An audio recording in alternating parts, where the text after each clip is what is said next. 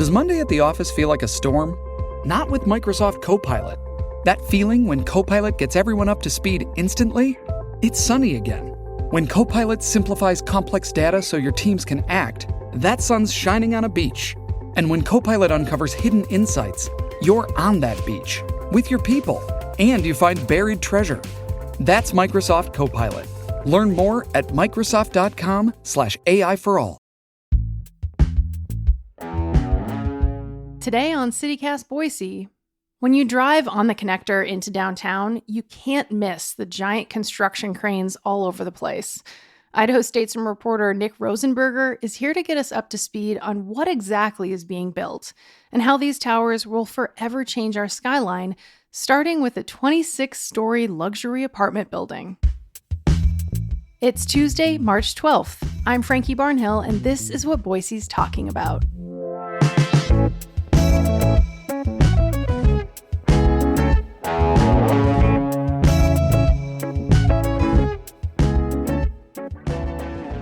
Nick, thanks so much for coming on CityCast Boise. We're so excited to have you. Yeah, thanks for having me. I'm super excited to be here.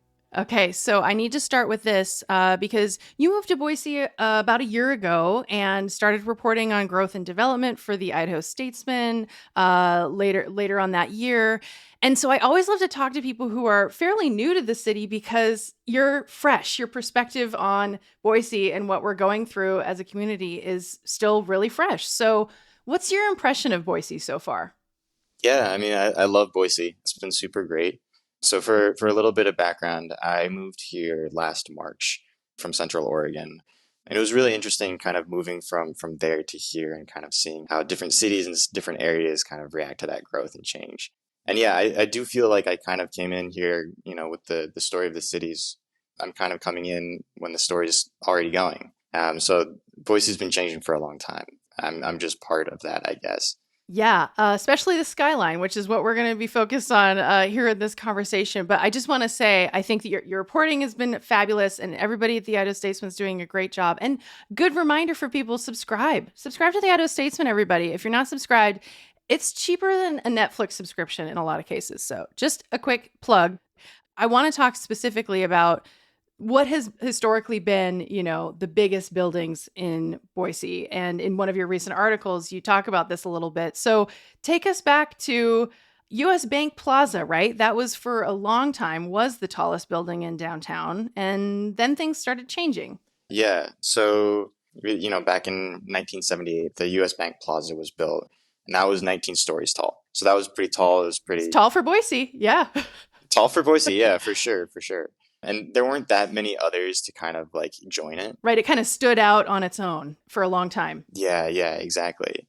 And they kind of added in others throughout the years. And then in 2013, the 8th and Main building knocked the US Bank Plaza off of its pedestal. It stole the tallest building in Idaho category. And 8th and Main, so many people notice Zion's Bank building, just to put that in if you don't know about as 8th and Main, that's their official name. But it was this big deal because it was the hole, which you've researched the hole. Can you tell us what it was? And I can add in a couple stories, but the hole was that was a big deal when it finally got filled. Yeah. So the whole, a building was supposed to go there, and basically it never got built. Yep. And so there was just this giant pit in downtown Boise for years, for a very, very long time. People just called it the hole. And eventually when 8th and Main came in, that's where it went. So they filled in the hole. They got this new building built. And I think for a lot of people, that was like a sign of like, the city changing. Yeah. This ugly kind of like hole in the middle of town is now this giant building. Right. With retail, with restaurants, with office buildings, with a gym. Yeah. And it's just part of the downtown core now, the fabric of it. Like you don't even think about the fact that it used to be a hole. Yeah, exactly. For me, moving here back in March, I had no idea about the hole or anything. I thought that building had been here forever, to be honest. It just seemed like a part of downtown fabric. And so kind of when I learned about the hole, I was like, oh man, that's kind of crazy. Yeah. It was where teenagers drank and smoked cigarettes and stuff for many years. Yeah. My husband, who grew up in Boise, he was like, "It's the pit," and I was like, "Isn't it the whole?" Anyway, whole pit, whatever. It's gone now, and I just wanted to point that out because I think it's fascinating because that's kind of like central downtown. We're talking, like U.S. Bank building coming up in the late 70s, and then the hole on 8th Street finally being filled, and now we're kind of moving westward with a lot of the big changes, the way that these tall buildings and how our skyline, how literally Boise is going to look so different going forward. So let's talk about West Downtown and specifically the Arthur. So yeah, if you're driving off of the Boise connector, you're going to see a bunch of cranes or a bunch of buildings going up on your left-hand side. The one that's going to be hardest to miss is that giant, just glass building. It's 26 stories tall. It's called the Arthur. It was previously known as 12th and Idaho building. They just renamed it to the Arthur. And that's going to be apartments as well as kind of ground floor shopping and retail. So there's going to be commercial on that first floor and then parking and then apartments above it. Yeah, and I feel like this is fascinating just to draw that distinction again, because we had been building these tall buildings back in the 2010s that were like banks and business buildings and stuff, offices, places for people to work, and now we're building a 26-story a luxury is the key word, apartment building, because this thing, you describe it as a glass beast, which I thought was very appropriate. And it's like totally like tower overing the Record Exchange. And it's like officially our first real full-on luxury apartment building, at least in this new era, it feels like. Is that fair to say? Yeah. So I spoke with Jeremy Malone, he's the vice president of Oppenheimer Development Corporation, which is Boise-based development company. And he mentioned that they'd be kind of on the very much like the upper end of market rate. So, market rate apartments kind of fluctuates a bit, and it kind of depends on where you are in the city. But I believe in February, the median rent for the city as a whole was about $1,200. In downtown Boise, it's going to be a bit higher, simply because people want to live downtown. They want to live next to amenities. There's demand. Yeah. There's demand for it. So the water cooler apartments, which are about 2 blocks away from the Arthur, those run about $1,300 or so dollars for a studio to about $2,000, I believe, for a 3-bed, 2-bath apartment. And those were built several years ago. And at the time, they were like the fancy new apartments. But now we've got this new marker, which is the Arthur. So how expensive are we talking? What will the Arthur rent be? They couldn't give me an exact answer on that yet. They're maybe still trying to gauge that. But it would probably be on the higher end of that. So it's going to be more expensive than the water cooler. Another high-end apartment building in downtown would be the Fowler. So if you know Wilder Pizza, the U of I's law building right there. Right. It's just south of that. That's the Fowler. On 5th Street. Yeah. Mm-hmm. So that one runs about, I think, $1,400 for a studio. So kind of comparable to the water cooler, a little bit higher. So we're kind of expecting the Arthur to be probably above that. And so also I should probably say the 7th through the 23rd floors of the Arthur are going to be your typical apartments. There's going to be studios, 1-bedroom, 2-bedroom, and 3-bedroom apartments. Okay. And then the 24th floor is going to be the penthouse apartments. And obviously, those are going to be even more expensive than anything else. I hear penthouse, and I'm like, Boise doesn't do penthouse, but now I guess we're going to. It's wild. It's just so fascinating, again, to like reflect on what the market has been, and now this luxury apartment building, which is just like, I don't know, I watch trashy TV sometimes, so it gives Selling Sunset vibes to me. It's this whole building with like, quote unquote, an amenity deck. What are we talking? Is there a pool? Is there going to be a pool on the top of this building? Because yes. Come on. Okay, yeah. Good. I feel like it has to have a pool if it's going to be this fancy. Yeah. Yeah, so it's going to be 26 floors, and then the 25th and 26th floors are going to be amenities. And what's kind of weird and pretty cool about this building is that those floors are kind of like sloped, if that makes sense. Like it's the way they're like designing it, it's going to have like a jagged pattern to like reflect, I guess, the sawtooth range. Yeah, So they kind of inspired by that. yeah, kind of Yeah. visually stunning. Certainly visually more interesting than just a normal like box topped building that pretty much every other apartment building in Boise looks like. Yeah.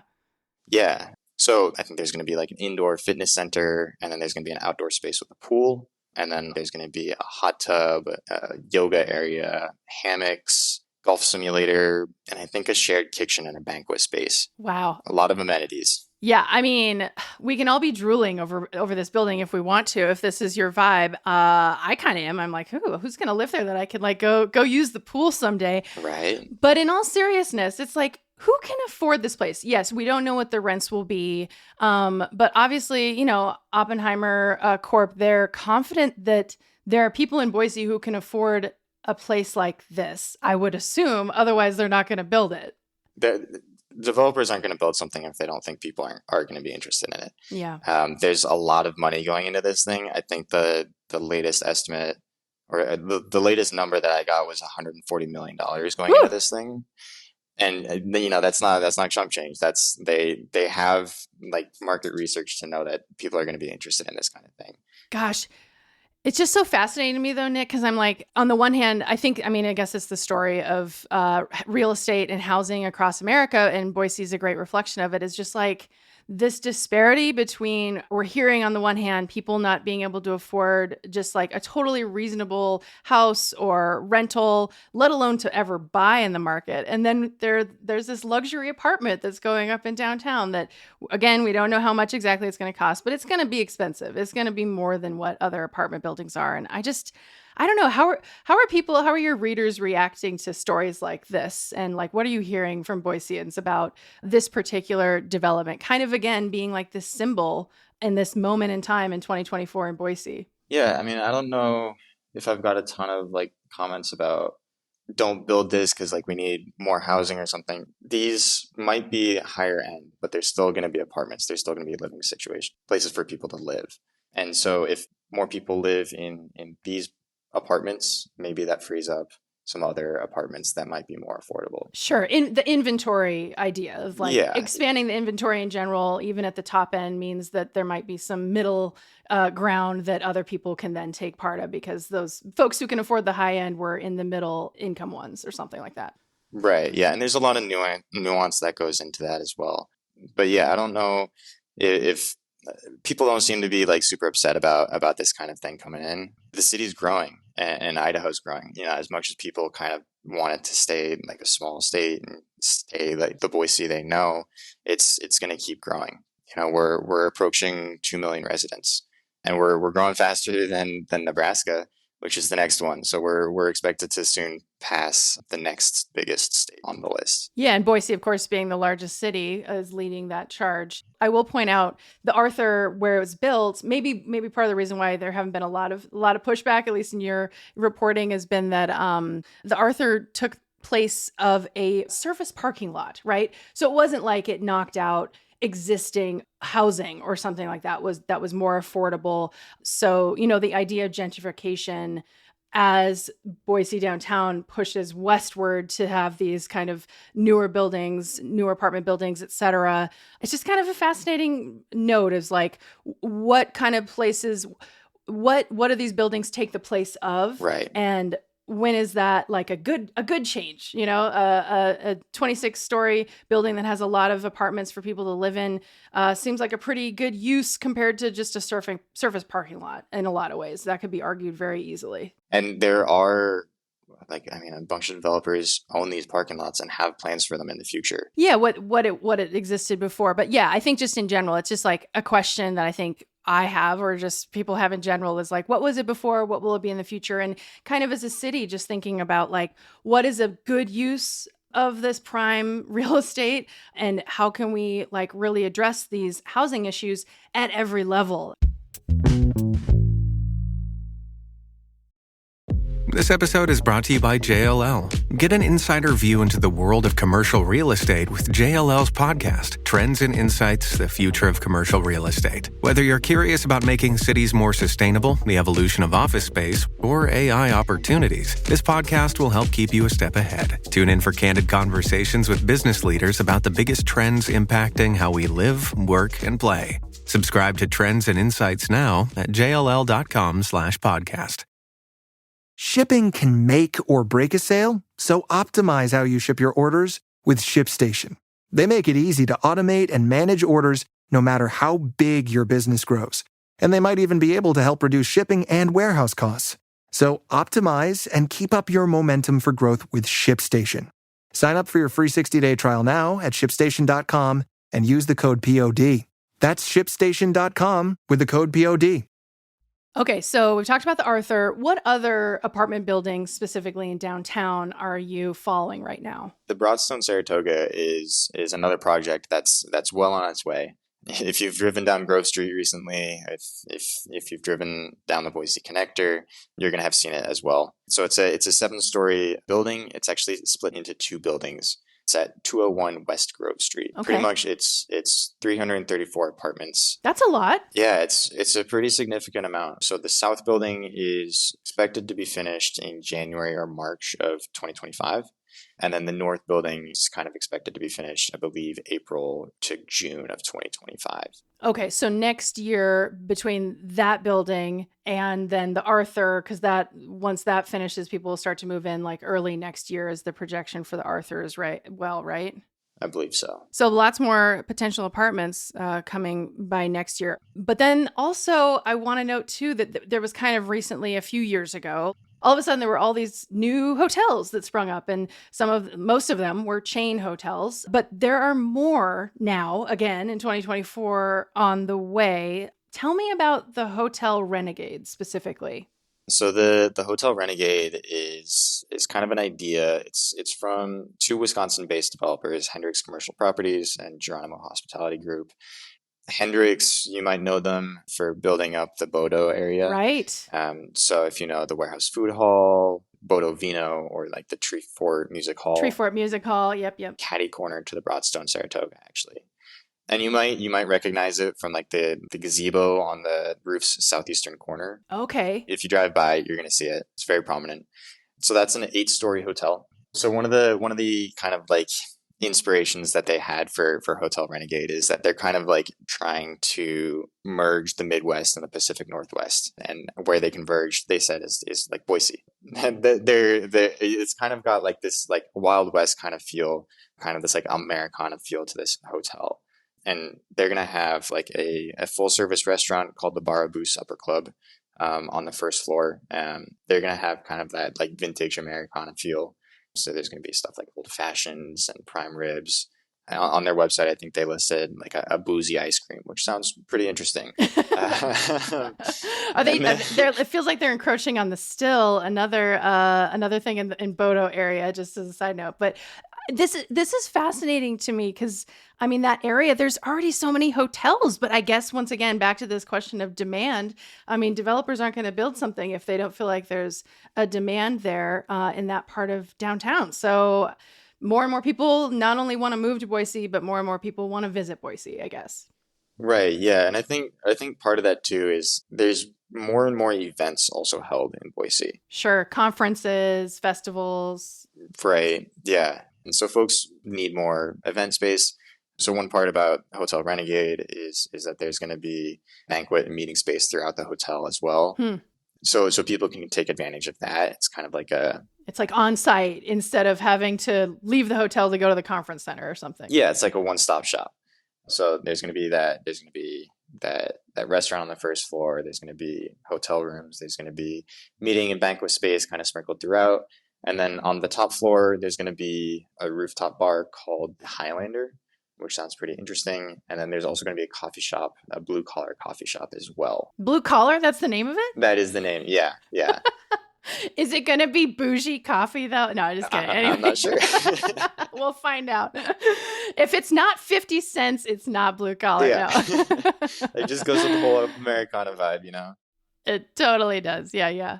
Interesting. Okay. So yeah, I mean, the aesthetic sounds fast. It sounds like they're being thoughtful about like the style of this hotel. And I just want to note that because like I said, when that other hotel boom happened fairly recently, it was kind of like, oh, another chain hotel, like, oh, another national chain that just put in a downtown, like it could be anywhere, USA kind of vibe. So yeah, that sounds kind of interesting.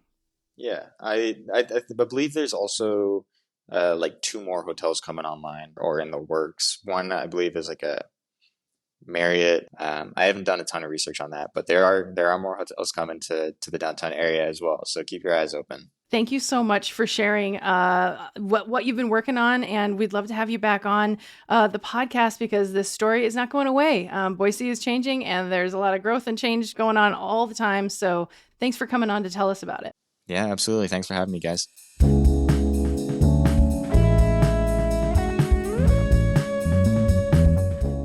All right, that's all for today here on CityCast Boise. We'll be back tomorrow morning with a conversation about the doctors who've left Idaho since Roe v. Wade was overturned. And we're introducing our new full-time host. I can't say more right now, but I know you're going to love her. See you tomorrow.